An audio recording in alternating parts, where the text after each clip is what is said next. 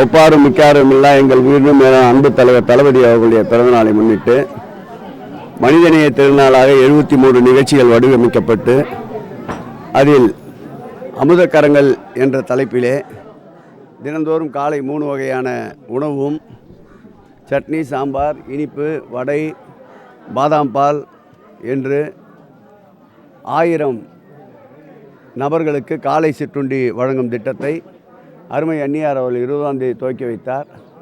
இன்றைக்கு 8ஆம் நாளாக ஆதியாந்திரா மக்கள் வசிக்கின்ற இந்த ஆட்டுத்தொட்டி பகுதியிலேயும் அதேபோல் சிவராஜ் தெரு ஆகிய பகுதிகளிலும் இன்று காலை சிற்றுண்டியை வழங்கி கொண்டிருக்கின்றோம்.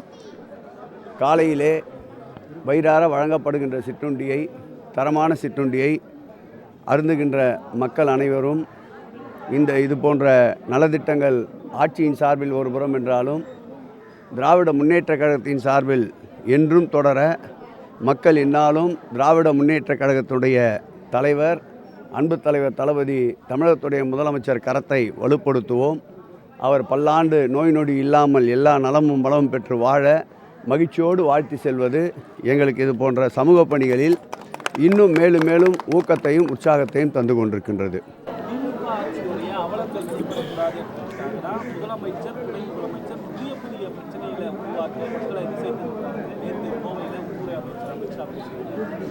அவர் வருகின்ற போதெல்லாம் தமிழகத்தில் ஏதாவது பிரச்சனையை உருவாக்கி திசை திருப்பலாம் என்று நினைக்கின்றார். இங்கே வந்தால் தமிழை விரும்புவேன் என்பார், உத்தரப்பிரதேசத்துக்கு போனால் நான் இந்தியை விரும்புவேன் என்பார். இப்படி இரட்டு நாக்கை கொண்டவர்களுடைய பேச்சுக்கெல்லாம் தமிழக மக்கள் செவிசாய்க்க மாட்டார்கள். புதிய புதிய பிரச்சனைகளை மாண்புமிகு தமிழக முதல்வரும் துணை முதலமைச்சரும் எப்படி உருவாக்குகிறார்கள் என்றால், மக்கள் பயனடைகின்ற மக்கள் நல திட்டங்களுக்காக புதிய புதிய பிரச்சனைகளை கையில் எடுத்து கொண்டிருக்கின்றார்.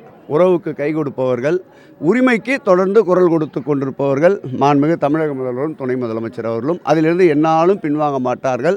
அதை தான் பிரச்சனை என்று உள்துறை அமைச்சர் கருதுவார் என்றால் அந்த பிரச்சனையை தொடர்ந்து செய்யும் திராவிட முன்னேற்ற கழகமும் திராவிட மாடல் அரசும். எல்கேஜி யூகேஜி பசங்கள் போல மத்திய அரசும் திமுகவும் சண்டை போட்டுக் கொள்கிறார்கள் விஜய் சொல்லியிருக்காரு. இது வந்து மக்களை ஏமாற்றக்கூடிய எல்லாம் பல பிஹெச்டி முடிச்ச கட்சிங்க. இந்த கட்சி கோலாகலமாக நடந்தது. அதில் கூட எங்காவது பிரச்சனைகளை உருவாக்கலாம் என்று சங்கிகள் நினைத்து பார்த்தார்கள், நடைபெறவில்லை. ஒரு திருக்கோயில் என்று மயிலையிலே ஆரம்பித்த இந்த சிவராத்திரி விழா இன்றைக்கு 9 திருக்கோயில் சார்பில் இந்து சமய அறநிலையத்துறையில் வெகு சிறப்பாக நடந்து முடிந்திருக்கின்றது. வருங்காலங்களில் இன்னும் அதிகப்படியாக இந்த சிவராத்திரியில் திருவிழாக்களில் திருக்கோயில் இணைத்து கொள்ளப்படும். தமிழகம் முழுவதும் இருக்கின்ற சிவன் கோயில்களில் வெகு விமர்சையாக இந்த திருவிழா நடந்தது. நான் கூட இரவெல்லாம் சன் டிவி போன்ற நம்முடைய தொலைக்காட்சிகளில் லைவை பார்த்து கொண்டிருந்தோம். அற்புதமான பட்டிமன்ற பேச்சாளர்கள், ஆன்மீக சொற்பொழிவாளர்கள், கலை சார்ந்த ஆன்மீகம் சார்ந்த நிகழ்ச்சிகளை கண்டு இரவு முழுதும் கழித்து கொண்டிருந்தோம்.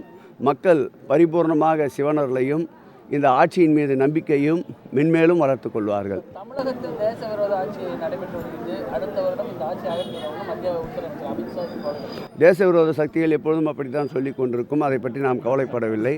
இது மக்களுக்கான ஆட்சி, மக்களுக்கான கட்சி. இது மக்களின் முதல்வர் தலைமையிலே செயல்படுகின்ற இந்த அரசு எங்கும் எந்த வகையிலும் இனத்தால், மொழியால், மதத்தால் பிளவுபடுத்துகின்ற சூழல் வருகின்ற பொழுது இரும்பு கரம் கொண்டு அடக்குகின்ற முதல்வர் எங்களுடைய இரும்பு மனிதர் முதல்வர். ஆகவே இந்த ஆட்சி தேச விரோத ஆட்சி அல்ல, தேசிய ஆட்சி இந்த ஆட்சி.